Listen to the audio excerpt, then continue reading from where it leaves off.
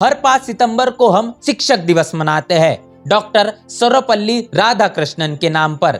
लेकिन क्या वे वास्तव में इसके हकदार है या महात्मा ज्योतिबा फुले, जिन्होंने महिलाओं, शूद्रों और अछूतों के लिए शिक्षा के द्वार खोले, इस सम्मान के सच्चे दावेदार है।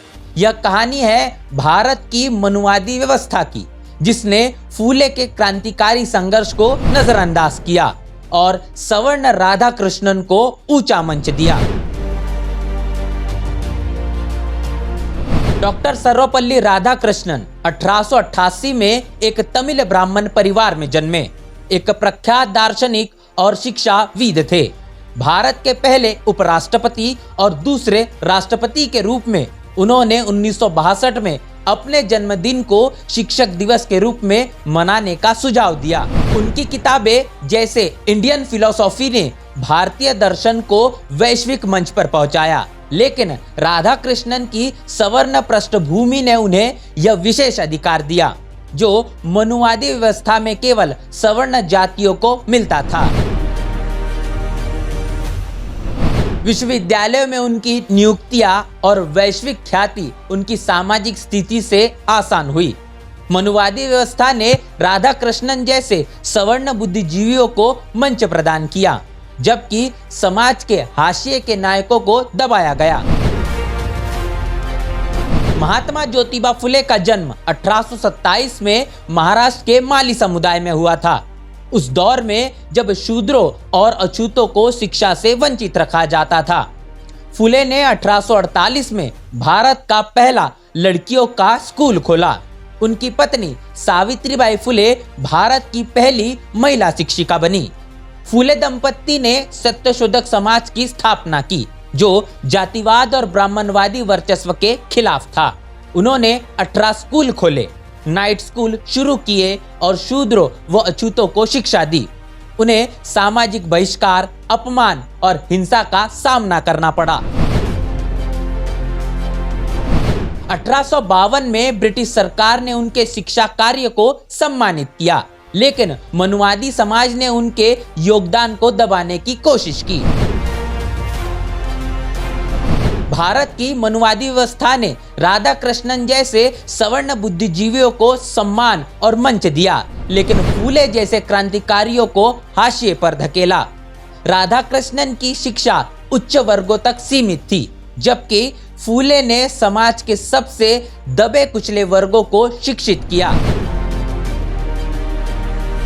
इतिहासकार डॉक्टर अनीता पवार का कहना है कि मनुवादी व्यवस्था ने फूले के शिक्षा आंदोलन को इतिहास से मिटाने की कोशिश की, क्योंकि वह सवर्ण वर्चस्व को चुनौती देता था। फूले के स्कूलों ने महिलाओं और दलितों को आत्मसम्मान और शिक्षा दी, लेकिन मनुवादी इतिहास लेखक ने उनकी विरासत को कमतर आंका। इसके विपरीत राधाकृष्णन को भारत रत्न और वैश्विक सम्मान मिला, जो उनकी सवर्ण पहचान से प्रेरित था। धनंजय कीर ने अपनी किताब महात्मा फूले जीवन और मिशन में लिखा कि फूले का संघर्ष मनुवादी व्यवस्था के लिए खतरा था, इसलिए इसे जानबूझकर दबाया गया। फूले ने न केवल शिक्षा दी बल्कि सामाजिक सुधारों को बढ़ावा दिया। उन्होंने विधवाओं के लिए आश्रय खोला, छुआछूत के खिलाफ आवाज उठाई और गुलामगिरी जैसी किताबों से ब्राह्मणवादी वर्चस्व को चुनौती दी। सावित्रीबाई फुले के साथ मिलकर उन्होंने समाज के सबसे कमजोर वर्गों को सशक्त किया। राधाकृष्णन ने शिक्षा को दार्शनिक ऊंचाई दी, लेकिन उनकी शिक्षाएं उच्च शिक्षित और सवर्ण वर्गों तक सीमित रही। उन्होंने मनुवादी व्यवस्था को चुनौती नहीं दी, बल्कि उसी के ढांचे में काम किया। रोजालिंड ओ हेनलेन ने अपनी किताब कास्ट, कॉन्फ्लिक्ट एंड आइडियोलॉजी में लिखा कि राधाकृष्णन ने शिक्षा को वैचारिक बनाया, लेकिन फूले ने इसे सामाजिक समानता का हथियार बनाया। फूले की विरासत आज दलित और महिला सशक्तिकरण में दिखती है, जबकि राधाकृष्णन की विरासत औपचारिक शिक्षा और सवर्ण बुद्धिजीवियों तक सीमित रही। शिक्षक दिवस का असली हकदार कौन है? राधाकृष्णन, जिन्होंने शिक्षा को बौद्धिक मंच दिया, या फूले, जिन्होंने मनुवादी व्यवस्था के खिलाफ शिक्षा को क्रांति बनाया?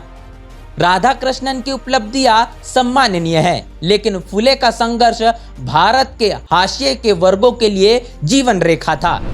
क्रिस्टोफ जेफरलॉट ने अपनी किताब इंडिया साइलेंट रिवॉल्यूशन में लिखा कि शिक्षक दिवस पर फुले के क्रांतिकारी योगदान को सम्मानित करना चाहिए, क्योंकि उन्होंने शिक्षा को समानता का आधार बनाया।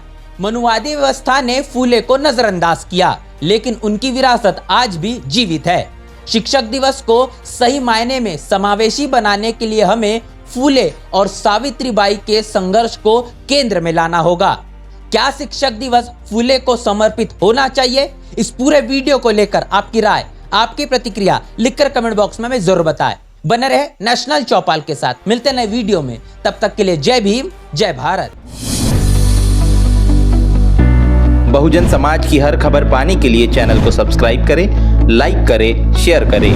नेशनल चौपाल को बचाने के लिए ज्वाइन बटन क्लिक करके चैनल की सदस्यता लें और चैनल को आर्थिक मदद करें।